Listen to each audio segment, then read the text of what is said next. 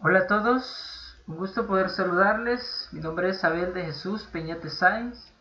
Soy estudiante de la Universidad Nacional de El Salvador y ese día les voy a presentar un tema acerca del aprendizaje autónomo. Como parte de las actividades de la materia Telecomunicaciones Educativa 2, les voy a presentar este tema. Espero que sea de mucho interés para cada uno de ustedes. Muy bien, comenzamos.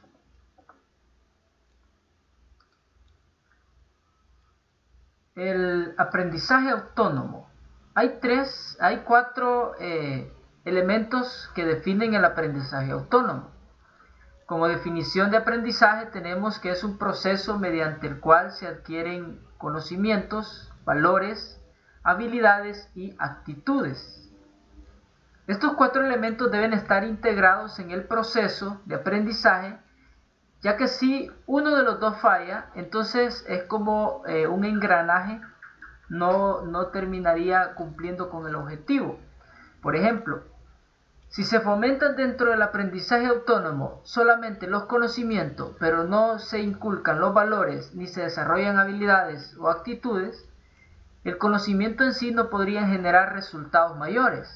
Sin embargo, si generamos los conocimientos y a la vez inculcamos valores, desarrollamos habilidades motrices o habilidades de pensamiento lógico y también fomentamos en el estudiante tener actitudes positivas, podemos entonces lograr un mejor aprendizaje.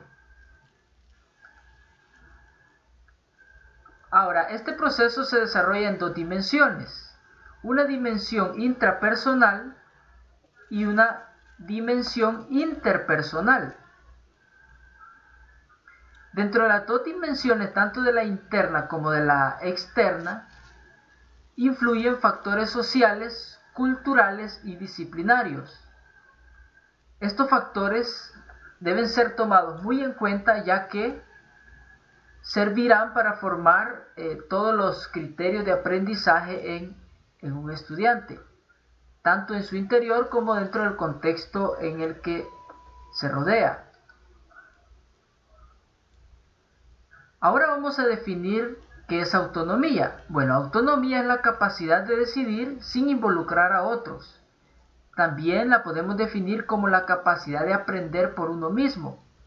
Aquí se resume el deber ser de la educación, lograr que el estudiante pueda aprender a aprender. ¿Qué significa esto? Hay muchos estudiantes que tienen la capacidad de poder tomar decisiones por sí mismo sin involucrar a otros compañeros o involucrar al docente.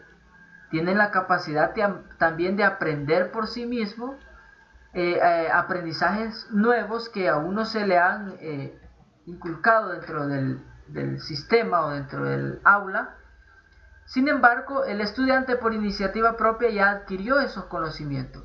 Por ejemplo, yo estoy compartiendo un tema acerca de una herramienta tecnológica como Google Drive y de repente un estudiante resulta que ya tiene mucho conocimiento relacionado con el tema aun cuando no ha pasado por un aula donde se le ha enseñado.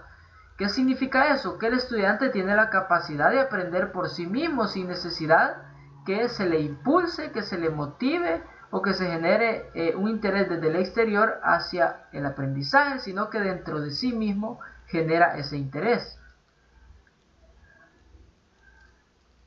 Muy bien, el aprendizaje autónomo toma en cuenta cuatro aspectos importantes en la forma de adquirir conocimiento. Primero es a través de la orientación, pues todo estudiante requiere de ser orientado para poder adquirir los conocimientos. El segundo es controlar.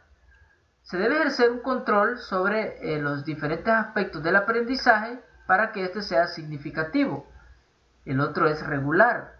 Acá se puede considerar la regulación de acciones, emociones o situaciones que pueden poner en riesgo un aprendizaje exitoso dentro del estudiante. Y por último, evaluar.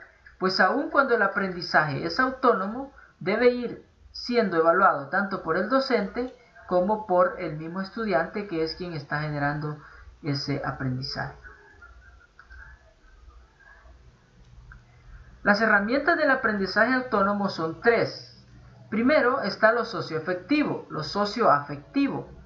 Esto tiene que ver con la capacidad que puede desarrollar el estudiante de relacionarse con las demás personas, generar un contexto social afectivo, tener la capacidad de hablar con los demás, relacionarse con los demás, tener relaciones positivas y evitar los conflictos. Tenemos también como herramienta lo cognitivo. Acá se toman en cuenta ya los conocimientos que se pueden ir inculcando en el estudiante, y tenemos el psicomotriz, donde se puede generar un aprendizaje autónomo a través de juegos, dinámicas o diferentes estrategias en las que ellos puedan ejercer actividad física. Las características del aprendizaje autónomo son 6, por lo menos las que se mencionan en esta conferencia. La primera es que debe ser responsable, es decir, no es en sí una acción en la que se deja solo al estudiante y en la que el estudiante toma por iniciativa propia las actitudes para aprender, pero no las ejecuta de manera responsable, sistematizada, sino que lo hace de una manera empírica, independientemente cómo vaya saliendo el proceso. No, debe ser un proceso responsable en el que se tomen en cuenta todos los factores del aprendizaje, los factores metodológicos, didácticos y otros. También debe ser centrado en el estudio. El enfoque principal acá es aprender, centrarse en el estudio. Debe ser flexible. El aprendizaje autónomo es muy diferente al aprendizaje tradicional. Acá se deben buscar las herramientas y las estrategias que estén acorde con el contexto social del estudiante. No precisamente debe de ser un estilo determinado que posiblemente favorezca a alguno, pero limite el aprendizaje de otro.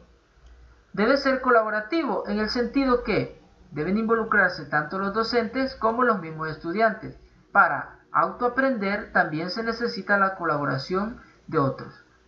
Debe ser creativo y automotivador. Significa que el proceso de aprendizaje no debe ser riguroso ni aburrido, sino que se debe buscar todas las estrategias necesarias para que pueda ser innovador. Los factores de desarrollo del aprendizaje autónomo son 3. Primero tenemos las habilidades metacognitivas. Acá se le enseña al estudiante a pensar, es decir, el fin es aprender a pensar. ¿Cómo se logra? A través de actividades en donde se desarrollen procesos lógicos, en donde el estudiante tenga que analizar, tenga que pensar cómo va a resolver un problema. Acá podemos utilizar la metodología de problema-solución. También están las habilidades cognitivas.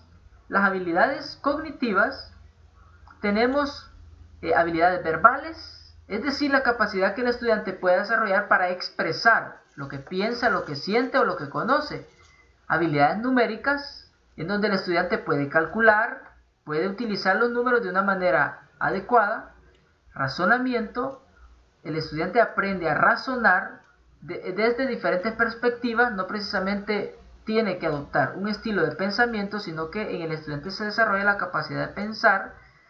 Están también las habilidades espaciales, donde el estudiante puede llegar a crear, a imaginar y a todo lo abstracto poder materializarlo de una manera muy práctica. Y también están las habilidades conceptuales.